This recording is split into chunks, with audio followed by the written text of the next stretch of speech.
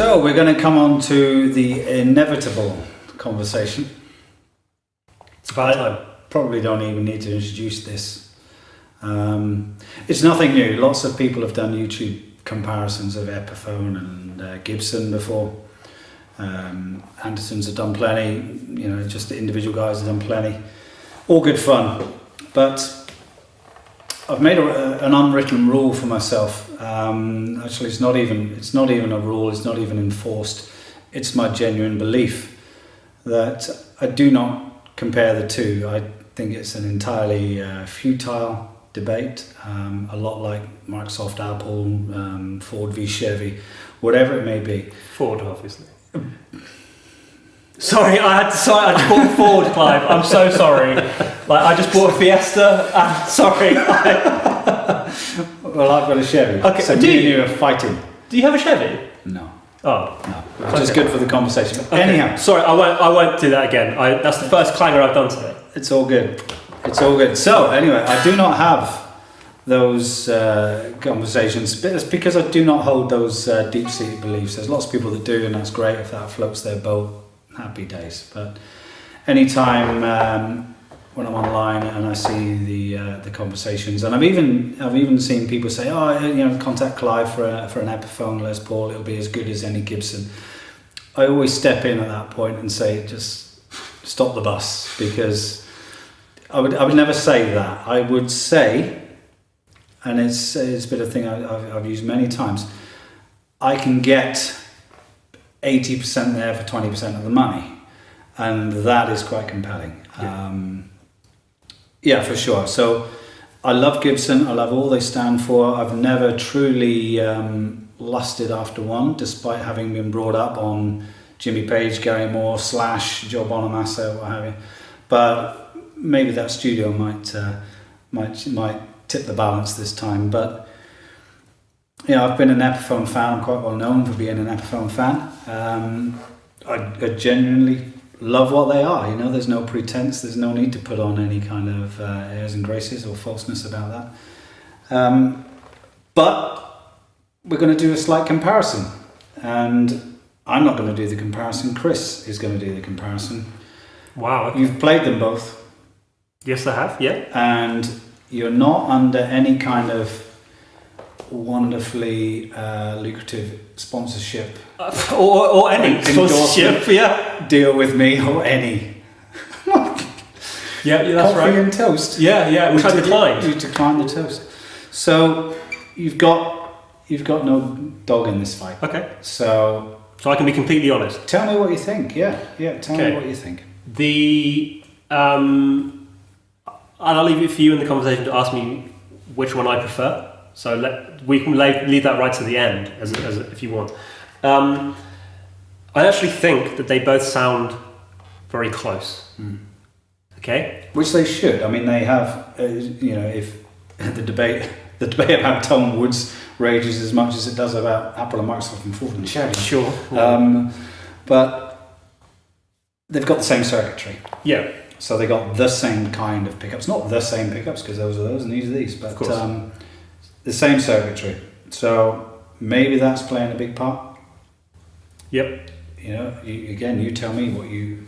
So it was like, so when I remember playing them, and I remember trying to play similar things on both videos, and I guess the sound and the feel kind of work in tandem. They work at the same time because I'm the only person. I'm the only point of reference. So everyone watching this is going to have to kind of take this with a pinch of salt. What I'm saying, like the feel of the Les Paul, the Gibson Les Paul is different. It's heavier. Right. Okay, it's a much heavier guitar. Yeah. I quite like that. Yeah. Yeah. That feels really nice and solid to me. The necks actually were very similar. Yeah. Okay. I always find, personally, just to interject, I always find the neck on an unsung made Korean Les Paul from that era, 2003 and 2004. It's very, very familiar to me. Okay. Always feels like home. Yeah. I think it's slightly. This is bigger. Yeah, slightly less shouldery. Yeah. That makes sense. If that's a word. Yeah.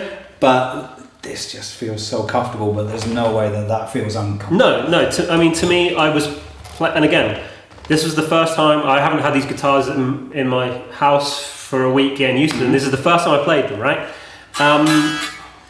Again, acoustically, that's probably a little louder. Tough to know. It's tough to know, but anyway, that's for me. Setup things, I much prefer the setup on this. Yeah. I'd say that's probably the jumbo frets. Yeah. I'd say that's a big part of the difference, but it could be a slight variation in the action. Though I tend to be pretty. But I've got to be completely honest with you. There is not a great deal that I could tell in it. In sound and response, particularly response, I guess, as a player, did you think, this Gibson is just playing itself, whereas the Epiphone is, I've really got to try and get everything out of it? Really, I would say probably the Epiphone may have even been, for me, a tad easier to play. Okay, but there would be things like, I remember like when the chords were ringing out on the Gibson, there may have been a little bit more body or girth or size to it, and that may be through virtue of the fact that this is a monster. This is weighty. Yeah, that might be to do with it, right? But the whole thing about like the 80-20 thing, that would be completely the case. It would be really interesting to know if people listening can hear a difference. Yeah, right. That would be really interesting. But in terms of feel, there's not a great deal in it, to be completely honest with you. Yeah, interesting, because I do remember seeing an Andertons video where Rob Chapman said that he felt a Gibson Studio, I think it was, he felt it gave him more back. And again, like you say, it's a subjective thing. Yep. Only you know. It's like trying to describe cake with a sense of touch. It's, how do you do that? But so I can kind of appreciate what he means. Yeah. And maybe that's what you pay for. And you would hope, particularly as you step up the Gibson line, you get into standards and the custom shop, you would damn well hope you're noticing a difference. Yes. For the money, and that's where it is for me. I mean, as I say, I've never done that. The phrase that I hate is Gibson killer. This Epiphone's a Gibson killer, and I just think that's just ludicrous. A ludicrous thing to say, but I can kind of see where people are coming from, that they've got into the Les Paul world for very little money, and are super chuffed. Yeah, why not? But rightly so. I mean, like if you can find one of those new even and have it set up to how you want, and that may even require a pickup change. I don't know. That's a big thing. Yeah. But like I would, again, not be able to know the difference really, not on reflection, about the difference in the sound. You can get any guitar, and I've said this all along, you can get any guitar to play how you want it to, and these certainly fit the bill for me. I'd be happily own either of these. Sure. The only thing I would say is off the shelf is the hit and miss thing, with these rolling off the Chinese production lines as they do now. They can be out of the box, off the shelf. They can be so hit and miss, which I find is it sells the brand a little bit short, because I've picked up new ones and I've gone, if that's someone's introduction to Epiphone, then they're probably going to hang it back up and look at something else, which is a shame. Yes. And again, that's I'm trying not to sound critical, because it's still a lot of guitar for very little money, but it just lacks that attention to detail, that finesse, the finer points, and it's the finer points like the frets, and if you've got dead notes and fretting out, and they come feeling very coarse out of the box as well. The big thing for me is always when you're tuning it and there's like suddenly there's loads of twist in the tuner, and like there's not much change in the pitch, and then there's like those kind of things really feel awful. Interesting. But again, we haven't even had to tune these hardly, so... No, sure. So, it's one of those things. I know that I can get an Epiphone to play and sound so good. So good. Again, I would never go and say it's better than a Gibson. You know that by now. I sound like a broken record. But but they can be so good, and it's a shame that they're not out of the box. But they'd be a different price bracket, you know. That's how it is, and I really don't wish to appear arrogant when I say this, but I do wonder, why someone would buy a new one as opposed to maybe coming to me and saying, can you sort me one out? But then, because it's a different instrument, it's a different level. Yeah, it might cost a little bit more, but then there's a lot more guitar on the end of it. But also, the other thing that has to be said, I guess in response to that, that's going to largely be dependent on the requirements of the player too, you know. But you're absolutely right. I mean, but even like so I played the like Gibson historic models, right? Yeah. That have had some of the how should I say, concerns you've raised over the Epiphone stuff. Okay. Yeah. I mean, really, this comes down to how the guitars are set up. That's the ultimate thing. I think that's the difference that we're talking about now. And you can get any guitar. I'm pretty confident in the 7 you've done for me to play considerably better than when they came in. Yeah, sure. And that's the point of this, I think. Yeah. Because had this been a Gibson out of the box, it wouldn't have played like this. Because it wouldn't have had the things done to it. Sure. So I think that's where the kind of, that's where the magic is for me. So, but they're both great guitars. Well, I've got to say, it's been a treat watching you play both of these. I always enjoy your playing anyway, Chris, but it's turning into a bit of a bromance now. But to sort of watch you play them and have that response, have that smile. Yeah. With that and with this. Yeah. To me, that tells me everything I need to know. Yeah, you're doing something right. I mean, I would have no reservations in recommending A, your services to someone, but also B, any of the guitars that you had. Again, considering that I had no say in how this was set up, or any say in the pickups or the guitar. Really? You've asked me to do this? Yeah. Yep. Killer. Okay, so let's have the final $64,000 question. Which one do I prefer? I need to frame this correctly, because if I say which one would you prefer, that's different to which one would you buy. Well, but then if you start talking about buying them, the answer would be how much the difference in the cost. Yeah. Okay, so if this, say for argument's sake, that was 400 and this was 800, I'd probably still buy this. You would? Yeah. Personally, yeah. And I think as well, the fact that it's objectively heavier in feel is a thing that I like in the guitar. I like the color more. That's for me personally. Like the darker things are quite cool for me. So in terms of like preference for which I would buy and which one I prefer, would be this.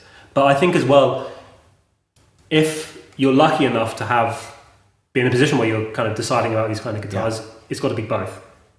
I don't think there's any point compromising personally anymore. And again, that's going to be partly due to the player and their experiences. I mean, the guitars of mine today aren't expensive.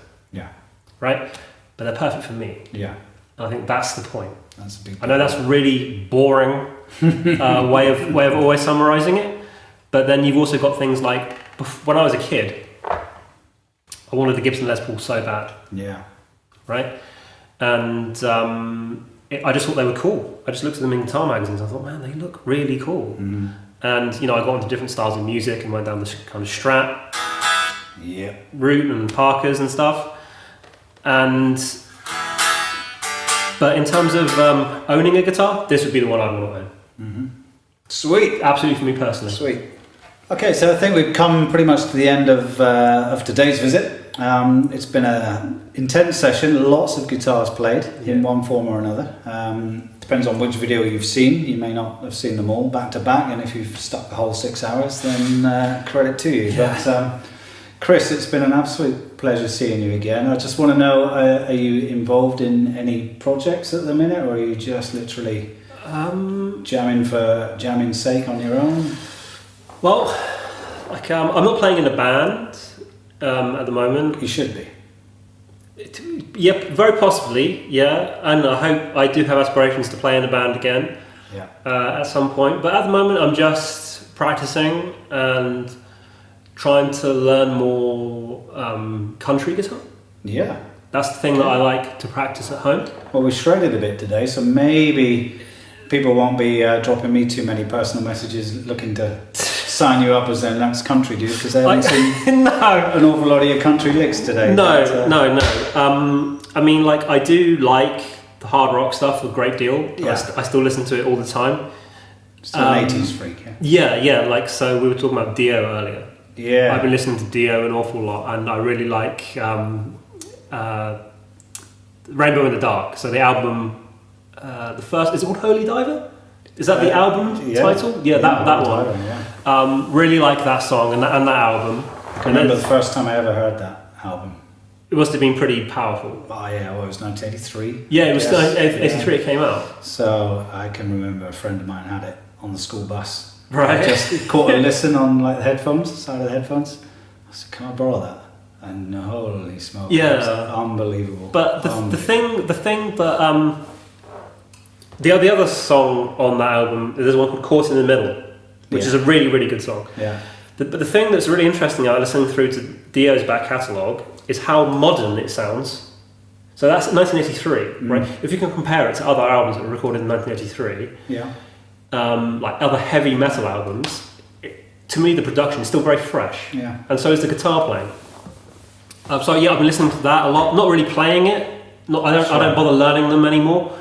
But it's really just been about trying to get better playing country guitar and trying to play over chord changes. Yeah. Is the really difficult thing I find about country guitar, rather than just rock, where it seems to be more one thing. Yeah. The whole, just go from that. But no, I'm not playing in a band. Just enjoying playing the guitar. Trying to. That's it, really. Just get better. Yeah. Well, it's been a treat, man, to watch you. It's been so much fun doing this today. Like the time's gone real quick. Like I can feel now that like I'm kind of like at the end of my playing freshness. Yeah. But I'm very glad I had yesterday off. Yeah. Well, I wish I could play anything like as well as you can, even when you're tired. Well, man, that means a lot. I wish I could. I do different things, maybe. Yeah. Well, that's it, isn't it? It's just different things. Same with the guitar debate. Yeah. It's just difference, really. There's no like objective truth in any of it. Yeah. But no, I've had a wonderful day, man. It's been really good fun. No, thank you. Thank you so much. And you guys should have heard the conversation we had off camera. Yeah, but that'll be for another day, I think. All right.